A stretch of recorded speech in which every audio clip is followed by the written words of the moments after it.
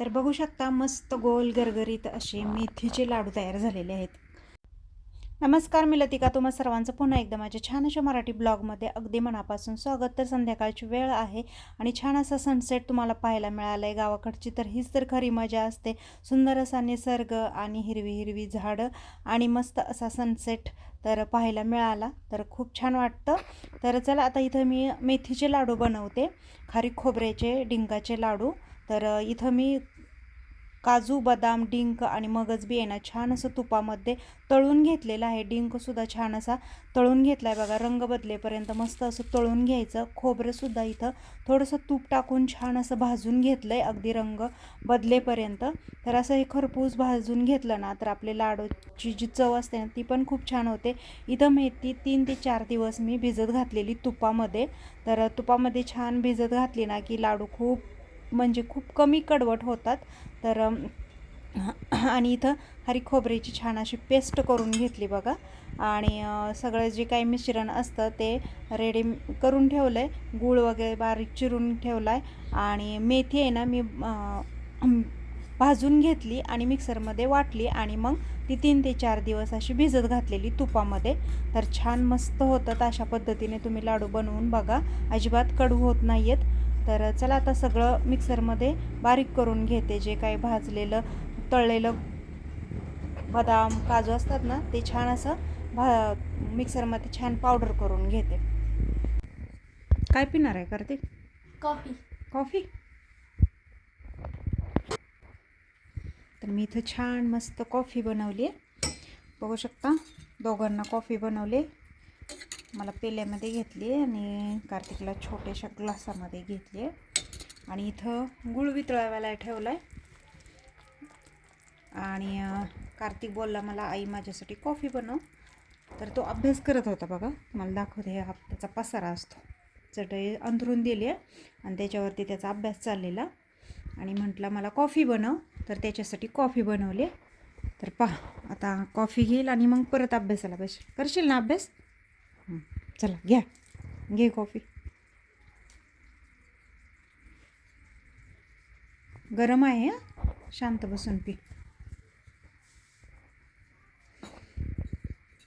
आता आहे ना सर्व काही मिश्रण आहे ना, मी काजू बदाम वगैरे बारीक केलेलं ना, मगज बी हे खोबरं वगैरे आहे ना, ते मी एका परातीत काढून घेते म्हणजे मला हलवता येईल व्यवस्थित.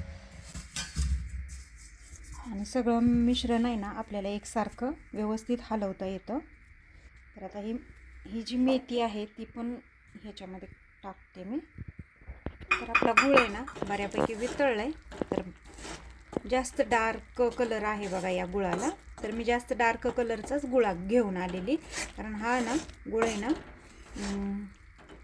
म्हणजे पौष्टिक असतो आणि केमिकल विरहित असतो. त्याच्यामुळे मी अशा डार्क कलरचाच गुळ वापरते. तुम्हाला दाखवते बघा, ही ढेप आणलेली मी गुळाची. तर कोणती? राजभोग कंपनी आहे बघा, गावरान गुळ आहे आणि खूप छान गुळ आहे. मी बरेच दिवस झालं हा गुळ वापरते. तर खूप छान गुळ आहे आणि चवीला पण खूप छान लागतो. तर गुळ आहे ना आपला सगळा वितळला आहे बघा, हे बघू शकता. टाकून घेते.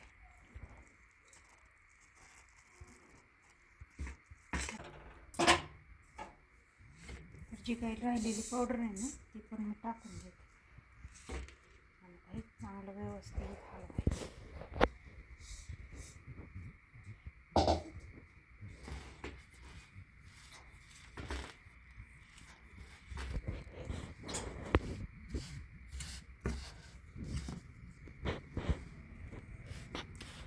तर बघू शकता मस्त गोल गरगरीत असे मेथीचे लाडू तयार झालेले आहेत.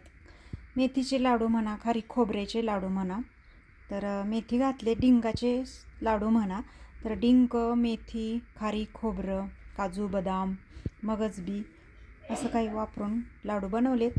तर चला आज आहे ना तुम्हाला माझ्या गार्डनमध्ये काय काय भाजीपाला आहे ते तुम्हाला दाखवणार आहे. तर भरपूर असा भाजीपाला आहे आणि फ्रेश असा अजिबात फवारणीसुद्धा नाही आहे, अगदी सेंद्रिय पद्धतीची भाजीपाला आहे. तर चला तुम्हाला आता मी माझा भाजीपाला दाखवला आहे. आणि तुरमोड्याच्या वालायला आहे ना भरपूर अशा शेंगा आलेल्या आहेत आणि तुरमोड्याची भाजी कशी बनवायची ते तुम्हाला मी माझ्या व्हिडिओमध्ये शेअर करेन, कारण आमच्या पद्धतीने खूप वेगळी आहे ती तुरमड्याची भाजी बनवायची पद्धत. तर खूप छान लागते, अगदी चुलीवरती बनवून दाखवेन मी तुम्हाला. तर चला मी आता तुम्हाला तुरमड्याच्या वालाची शेंगा दाखवते. तर बघू शकता हा तुरमडा वाल आहे, म्हणजेच पावटा. तर आमच्या इकडे आहे ना याला तुरमडा वाल म्हणतात. तर हे बघा शेंगा छान किती मस्त अशा शेंगा आलेल्या आहेत. आणि आता ह्या शेंगा बरोबर निबार झालेल्या आहेत आणि याला तेल बघा किती असतं. अगदी गावठी पावटा आहे हा, गावठी पावटा म्हणतो ना तो पावटा आहे. तर हे बघू शकता इथं बघा किती छान असे मस्त शेंगा आलेल्या आहेत आणि अगदी अजिबात फवारणी नाही आहे याच्यावरती आणि मस्त असा आलेला आहे बघा. हे बघा आता थोडीफार आहे ना याच्यावरती आहे ना असा मावा पडायला लागलेला आहे बघा. तर आता राख वगैरे टाकली ना मग मावासुद्धा जातो. तर हे बघू शकता बघा हे किती शेंगा आलेले आहेत. भरपूर असा मी लावलेला बघा. तर हे पाहू शकता बघा भरपूर शेंगा लागलेल्या आहेत. तर म्हटलं आता शेंगा निवार पण झालेल्या आहेत, चांगल्या बऱ्यापैकी भरलेल्या आहेत. तर म्हटलं तोडून आता त्याची भाजी करायची, म्हटलं तुमच्याशी पण शेअर करूया. तर हे पहा बघा कसा भरपूर असे शेंगा आलेले आहेत इकडं.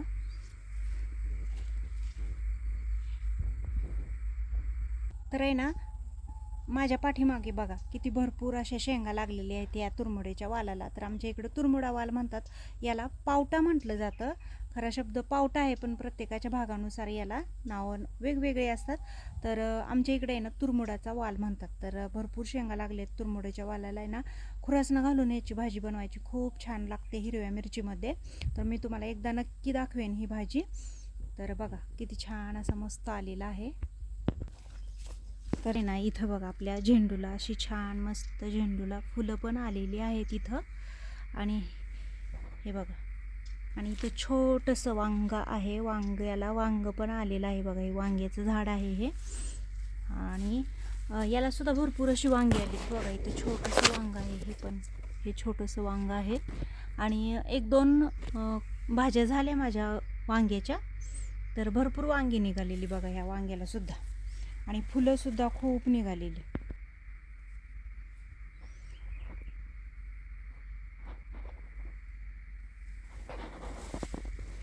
तर भरपूर अशी फुलं आहेत झेंडूला. तर आपल्या देवाला आहे ना फुलाची अजिबात कमतरता भासत नाही, भरपूर फुलं मिळतात देवांना आपल्या. तर हे बघा ही अशी झेंडूची फुलं आलेली आहेत इथं. तर त्याचबरोबर आहे ना इकडं बघा पापडी आहे, ही पापडी आहे. तर ह्याची सुद्धा भाजी खूप छान होते. आपला जो घेवडा असतो का नाही तशा पद्धतीने याची भाजी बनवली जाते. पण हा पण खूप छान आहे. आता याला आहे ना अशी पांढरे वगैरे किडे हे व्हायला लागलेत बघा, त्याच्यामुळे आता याला फवारणी करावीच लागेल मला. तर हे बघा तर अशा पद्धतीचा आहे आपल्याकडे भरपूर असा भाजीपाला आहे.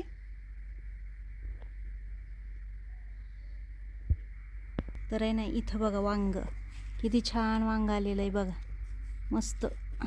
तर आता हे तोडून घेते मी. हे बघा मस्त वांग आलेलं आहे ना, आणि गावठी वांग आहे, काटेरी वांग, गावठी वांग असतं ना ते वांग आहे. तर याला भरपूर अशी फुलं कळी पण लागलेली आहे बघू शकता.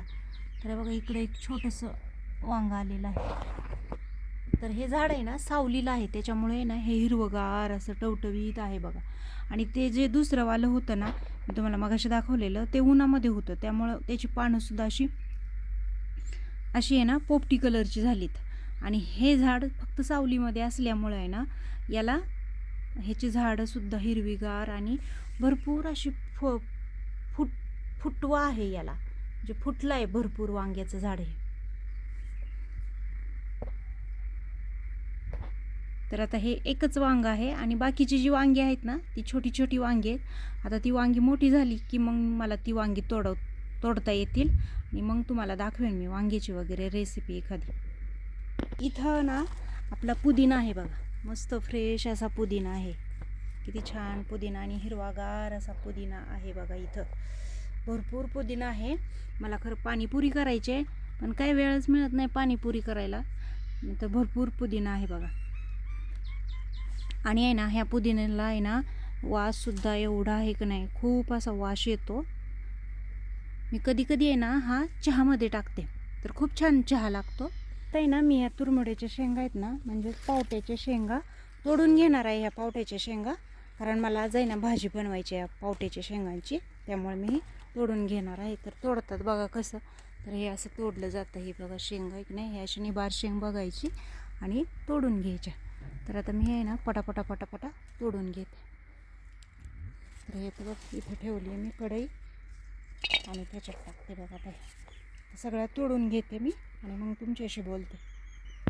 तर पावट्याच्या शेंगांना आहे ना असं तेल असतं बघा. बघा माझ्या हाताला सगळं काही तेल लागलं आहे आणि या शेंगांना आहे ना हे असं तेल लागतं बघा. आता एवढ्या तोडल्या मी शेंगा. घरचा आपला भाजीपाला, सेंद्रिय भाजीपाला आहे बघा. तर आता मस्त याची भाजी होणार आहे आणि कवळा लुसलुशीत हिरवागार असा पावटा. आणि पावट्याच्या शेंगांना तेल पण किती आहे बघा. त्या शेंगांना तेल भरपूर आहे. जेवढा तेलकट शेंगा असतील ना तेवढ्या त्या चवदार असतात. व्हिडिओ आवडल्यास नक्की लाईक शेअर सबस्क्राईब करायला विसरू नका आणि व्हिडिओ फुल पाहिल्याबद्दल धन्यवाद.